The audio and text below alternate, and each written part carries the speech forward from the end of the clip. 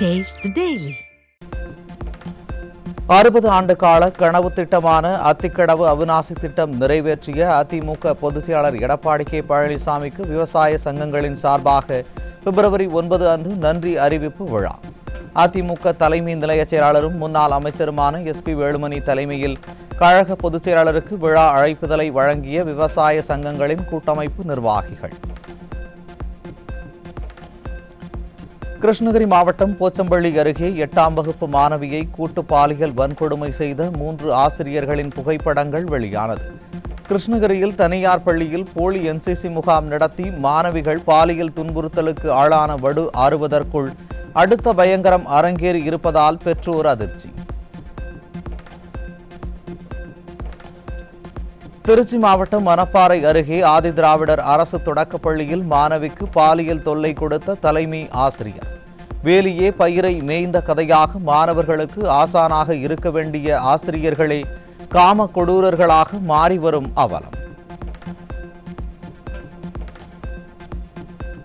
சேலம் மாவட்டம் ஓமலூர் அருகே பள்ளி மாணவிக்கு பாலியல் தொல்லை அளித்ததாக உடற்கல்வி ஆசிரியர் மீது மாணவி புகார். ஸ்டாலின் ஆட்சியில் பள்ளி கல்லூரி மாணவிகளுக்கு எதிரான பாலியல் அத்துமீறல்கள் அதிகரித்து வருவதாக பொதுமக்கள் குற்றச்சாட்டு. சிவகங்கை மாவட்டம் மானாமதுரையில் பள்ளி மாணவிகளுக்கு பாலியல் தொல்லை அளித்த புகாரில் 7 பேர் பிடிபட்டனர். சார்களை காப்பாற்றும் ஸ்டாலின் ஆட்சியில் அரசு பள்ளிகளில் தொடரும் பாலியல் குற்றங்களால் குழந்தைகளை பள்ளிக்கு அனுப்பவே அச்சமாக இருப்பதாக பெற்றோர் வேதனை.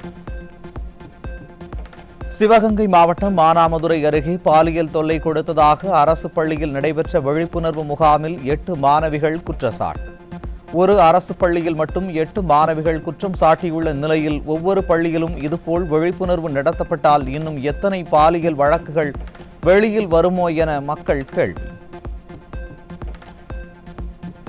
சென்னை மதுரவாயல் அருகே ஆலப்பாக்கத்தில் 9ஆம் வகுப்பு மாணவனுக்கு பாலியல் தொல்லை கொடுத்த துணை நடிகர் போக்சோ சட்டத்தில் சிக்கினார். ஸ்டாலின் ஆட்சியில் மாணவிகளை தொடர்ந்து மாணவர்களுக்கு எதிரான பாலியல் அத்துமீறல்கள் அதிகரித்து வருவதாக பொதுமக்கள் குற்றச்சாட்டு. திமுக ஆட்சியில் தமிழகத்தில் கடந்த 37 நாட்களில் 103 பாலியல் வன்கொடுமை சம்பவங்கள் அரங்கேறிய அவர் பெண்களுக்கு பாதுகாப்பு கொடுக்கும் லட்சணம் இதுதானா ஸ்டாலின் என மக்கள் கேள்வி. தமிழகத்தில் பிப்ரவரி 5 மற்றும் 6 ஆகிய 2 நாட்களில் மட்டும் 13 போக்சோ வழக்குகள் பதிவாகி இருப்பதால் மக்கள் அதிர்ச்சி. 2025ஆம் ஆண்டின் தொடக்கம் முதல் தற்போது வரை 80க்கும் மேற்பட்ட போக்சோ வழக்குகள் பதிவான நிலையில் ஸ்டாலின் ஆட்சியில் எங்களது குழந்தைகளுக்கு பாதுகாப்பே இல்லை என பெற்றோர்கள் வேதனை. கிருஷ்ணகிரி மாவட்டம் போச்சம்பள்ளி அருகே அரசு பள்ளியில் படித்து வரும் சிறுமி 3 ஆசிரியர்களால் பாலியல் வன்கொடுமை சம்பவத்தை கண்டித்து வரும் 8ஆம் தேதி மாபெரும் கண்டன ஆர்ப்பாட்டம். கிருஷ்ணகிரி புதிய பேருந்து நிலையம் அருகே காலை 10 மணிக்கு கழக துணை பொதுச் செயலாளர் கே.பி. முனுசாமி தலைமையில் ஆர்ப்பாட்டம் நடைபெறும் என அதிமுக பொதுச் செயலாளர் எடப்பாடி கே பழனிசாமி அறிவிப்பு. விடியா திமுக ஸ்டாலின் மாடல் ஆட்சியின் நிர்வாக திறமையின்மை காரணமாக கடந்த 45 மாத காலமாக மக்கள் பல்வேறு இன்னல்களை சந்தித்து வருவதாக அதிமுக பொதுச் செயலாளர் குற்றச்சாட்டு. மாணவிகள் பெண்கள் பாலியல் வன்கொடுமைக்கு ஆளாகும் அவல நிலை தொடர்கதையாக இருந்து வருவதாகவும் விமர்சனம். கோவையில் ஆண் நண்பரின் நடவடிக்கை பிடிக்காததால் காதலை தொடர மறுத்த கல்லூரி மாணவி பற்றி இணையத்தில் போலி கணக்கு துவங்கி அவதூறு பரப்பிய இளைஞர் சிக்கினார். ஸ்டாலின் ஆட்சியில் பெண்களுக்கு எதிராக இழைக்கப்படும் குற்றங்கள் அதிகரித்து வருவதாக பொதுமக்கள் குற்றச்சாட்டு. திருச்சி மாநகராட்சி 20வது வார்டுக்குட்பட்ட வடக்கு தையக்கார தெரு மேல்நிலை நீர்த்தேக்க தொட்டியில் மனித கழிவு கலக்கப்பட்டதால் பரபரப்பு.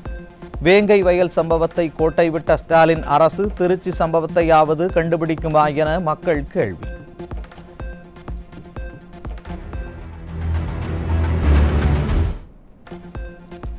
நிர்வாகத்திறனற்ற திமுக ஆட்சியில் சமீப காலமாக நீர்த்தேக்க தொட்டி, பள்ளி வகுப்பறை, சத்துணவு கூட, சமையலறை உள்ளிட்டவற்றின் மீது மனித கழிவு வீசப்படுவது தொடர்கதையாகிவிட்ட அவலம்.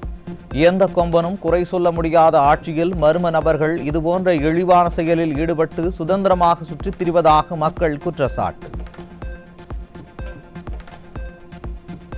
சிவகங்கை மாவட்டம் காரைக்குடி அருகே சோமநாதபுரம் காவல் நிலையத்திற்குள் புகுந்த விடுதலை சிறுத்தைகள் கட்சியின் மாவட்ட செயலாளர் பெண் உதவி ஆய்வாளரை தாக்கியதால் பரபரப்பு.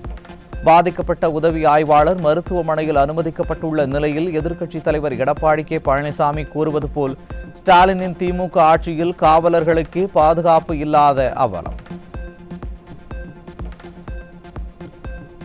கனிம வழக்கொள்ளைக்கு எதிராக போராடிய அதிமுக நிர்வாகி ஜெகபர் அலி கொலை செய்யப்பட்ட வழக்கில் கைதான 5 பேருக்கும் நீதிமன்ற காவல் நீட்டிக்கப்பட்டுள்ளது.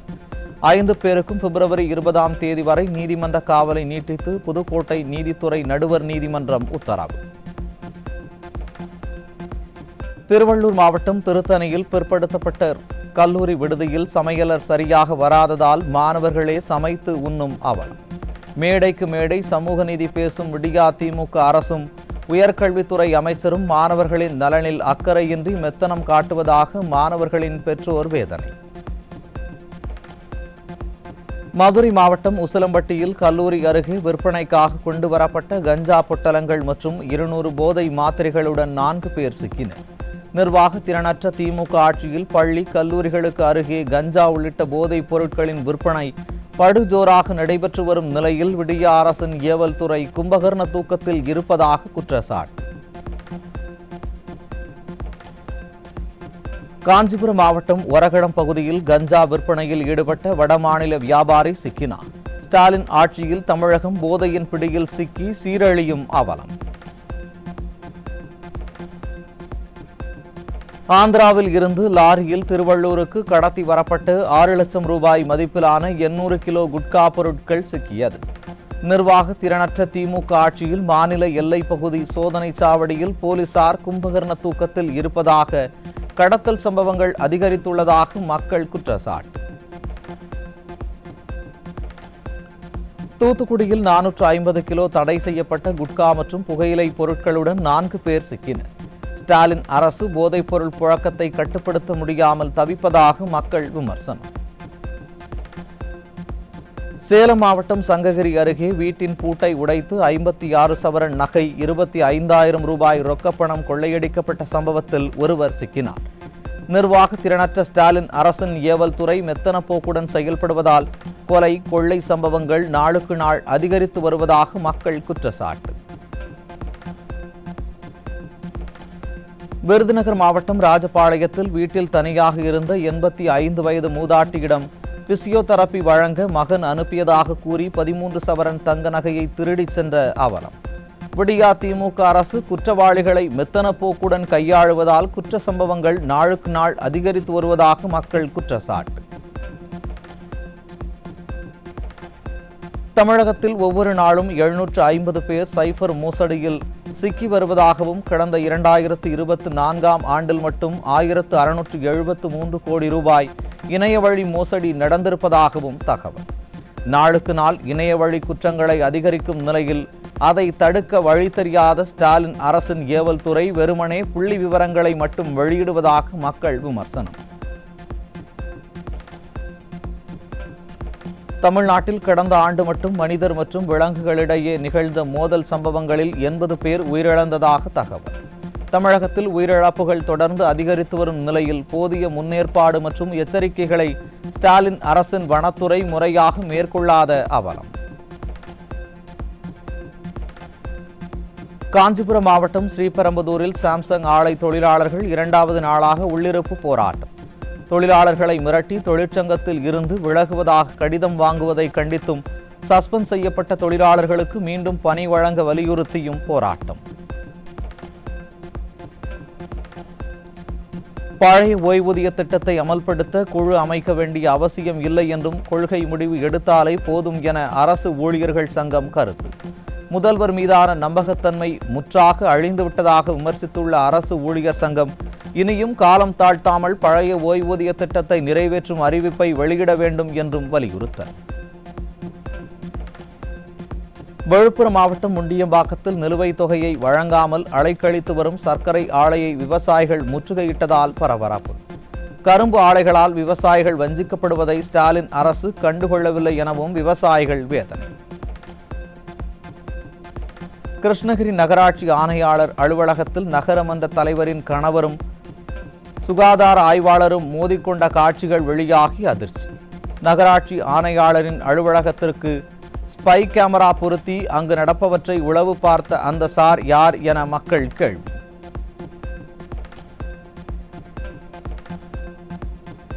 சென்னை உட்பட தமிழகத்தின் ஓரிரு இடங்களில் வெப்பநிலை இயல்பை விட அதிகமாக இருக்கக்கூடும். தமிழ்நாடு, புதுச்சேரி மற்றும் காரைக்கால் பகுதிகளில் வரும் 11ஆம் தேதி வரை வறண்ட வானிலை நிலவக்கூடும் என்றும் வானிலை மையம் தகவல். தஞ்சை புன்னைநல்லூர் மாரியம்மன் கோவிலில் 21 ஆண்டுகளுக்கு பின் வரும் 10ஆம் தேதி நடைபெறவுள்ள குடமுழுக்கு. கோவில் வளாகம் மற்றும் கோபுரங்கள் வர்ணம் தீட்டப்பட்டு புதுப்பொழிவோடு மின்னொளியில் ஜொலிக்கும் கழுகு பார்வை காட்சி.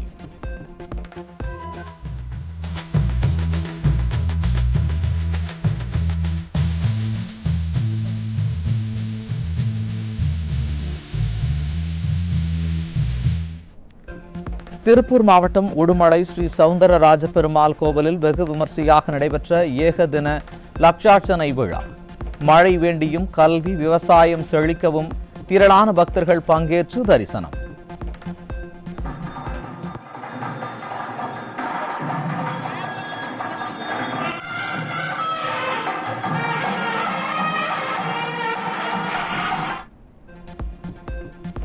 அமெரிக்காவில் இருந்து நாடு கடத்தப்பட்ட இந்தியர்கள் கை கால்களில் விலங்கிட்டு அழைத்து வரப்பட்டது தொடர்பாக விவாதிக்க கோரி எதிர்க்கட்சிகள் அமளியில் ஈடுபட்டதால் மக்களவை நாள் முழுவதும் ஒத்திவைக்கப்பட்டுள்ளது.